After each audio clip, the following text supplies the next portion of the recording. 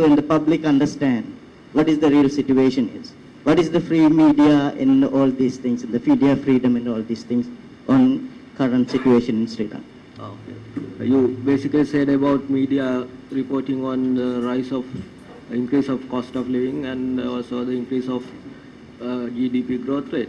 So which may be happening, both should be happening simultaneously. But what you ask about the social media and how they can transform societies, it happens with economic growth, but also if you get countries like Egypt or Tunisia where there were no free media at all. So basically these social media provided the only medium, which is like is most provided the only medium for mobilization during Iranian Revolution.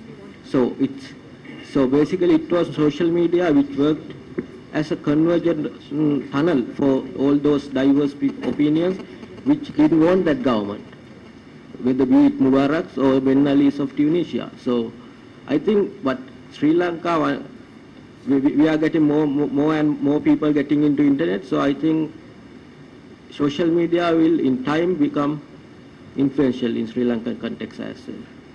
Thank you, Ranga. Since he referred to first and second speakers, I would like to get Rajpal's and also Mohan's views on the question. Media can help social transformation. But the question is whether it is doing that. UNESCO appointed a commission, 14-man commission, in 1972, as I remember, of which the report was published as a book in 1980. The name of the report was One World, Many Voices, in which it is known as the Sean McBride report. I believe anyone who is interested in mass communication and mass media, this book is a must for reading. In this book, the Commission has identified 8 functions of mass media. In my view, none of the present media are performing any of these functions. Media is a very powerful tool, that is why it is in the hands of the dominant classes. On the globally, major international media is a tool of world domination by the dominant countries of the world. That is how it happens. Now, just another example. When the Cold War ended, with the collapse of the Soviet Union in 1991, everyone thought that the world would be free and safer and more peaceful. But what has happened? The most brutal, most barbaric and sordid wars took place after the collapse of the Soviet Union. In 1991, Iraq was invaded and it was devastated on flimsy reasons. The man who commanded the multinational forces against Iraq, General Norman Schwarzkopf, he said after the war, appearing on television, we pushed Iraq back into the Stone Age. According to UN surveys, at that time Iraq was the most westernized, most industrialized country in the region and with the most highest welfare system. So then in 1995, Serbia was attacked, Bosnia was settled, civilians were deliberately targeted. Then in 1998, Serbia was attacked for continuously 78 days. Then in 2001, Iraq was invaded and occupied. In 2001, Afghanistan was invaded and occupied. In 2003, Iraq was invaded and occupied. Now what has happened to Iraq? That country with a 7,000 years old civilization is now devastated. All these sordid wars are deeply supported by so-called international media. All these unjust, sordid wars were supported by BBC, AP, AFP, Reuters, everything. In this world, 70% of the world media industry is in the hands of 7 conglomerates, beginning from AOL Time Warner. That is the reality. I don't say that the social is new. I don't see any miracle in people using new media. It is very natural. When gunpowder was discovered, people abandoned axe and the sword. and the arrow. That is very natural. When science and technology make advances, people make use of it. The question is whether this new media was used for progressive social transformation. There is no evidence for us to. If you have any evidence, please show. Then we will also accept. That is my point. And about, regarding these price rises, increasing of cost of living. If I say something, you may think that since I am Chairman Rupavahani, which is a government body, I am whitewashing the government. But please, gentlemen, the capitalism is in deep crisis. In deep crisis. After the 1930 Great Depression, the world is undergoing the worst economic crisis. The root cause is capitalism. Thanks. I know I share a lot of views with Mohan Samaranayake, Honorable Chairman Rupavahani Corporation, but we cannot also allow it to go unchallenged, this assertion that new media is probably more destructive than constructive. The new media has unleashed the beast, and the beast is, we get one beast, a wounded beast, the United States of America creating mayhem all over the world, invading all kinds of countries, starting with Iraq, and then went to Afghanistan, now hoping to go to Iran, etc. So while we have this wounded beast, we have also this new wizard, the new media. And we cannot at one and the same time say the old media is owned by 7 conglomerates and that the new media is also poised to go down the same road. We cannot hold these two positions at the same time because one is a counterpoise to the other. So what we have to do is where the new media has failed. Certainly what it has done in Tunisia, in Bahrain, in Yemen, there is no magic about it because what it has replaced is probably sometimes even perhaps worse than what was there before.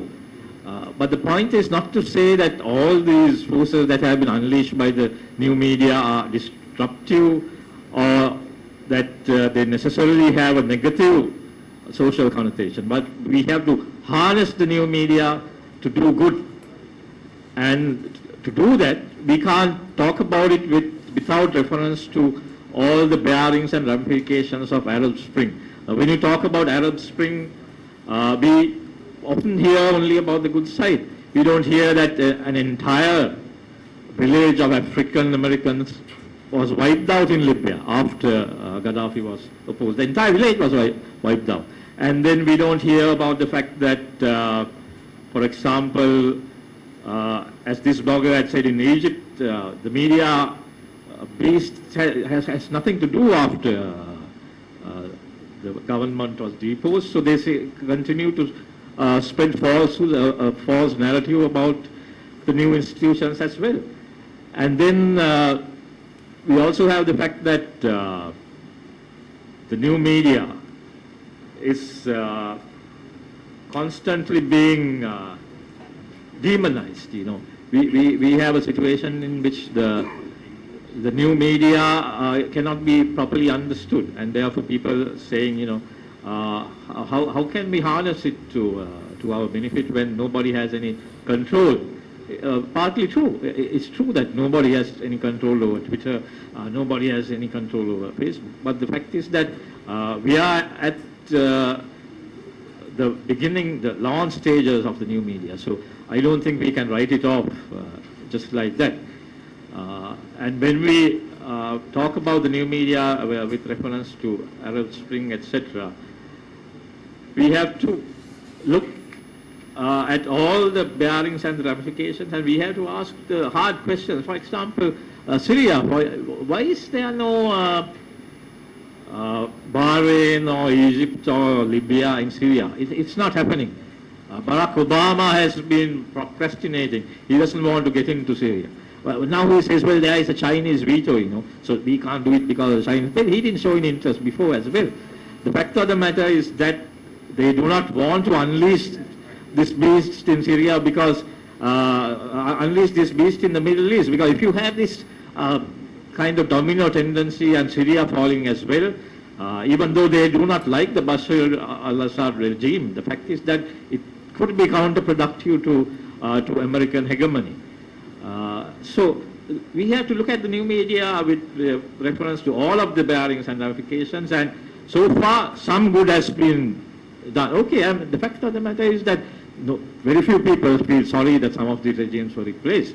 What they were replaced with maybe not so good, maybe so, but the fact remains that we can harness the new media, and when it comes to countries such as Sri Lanka, for instance, the experience of the new media probably, hopefully, would be better than it was when it obtained during the Arab Spring. Thank you. Thank you, Rajpal. That was quite insightful, I should say, that it encapsulated what we discussed today. In fact, you basically summarized what I should have said at length. You know, social media, it's a question about harnessing social media, because it's not something that anybody has control of. But to make it to our benefit, to have it to our benefit, the responsibility, the duty is there. We have to develop some mechanism to harness it to our benefit, because it's part of the society. It is there. You can't just now tell everybody, go and forget it. It's bad. There's nobody to control social media. And there are a lot of unhealthy developments as well. So we just forget social media. It is there. And it is up to us to harness it to our advantage and to help promote democracy everywhere where there's democracy and where there are democracies, to improve their democratic standards as well. So I would like to wind up now, and let me thank all our panelists, Mohan, Rajpal, Lakhi, Dileesha and Ranga, for your valuable contribution today. And I think I wish we had more time to discuss on this topic, but you know, other institutions have also organized events, I think this evening as well. And we thank all of you in the audience also for your presence here, and hope this debate will continue in the days to come through your media and through your rights organizations or diplomatic missions. Thank you very much, and I wish you a very happy day. Thanks.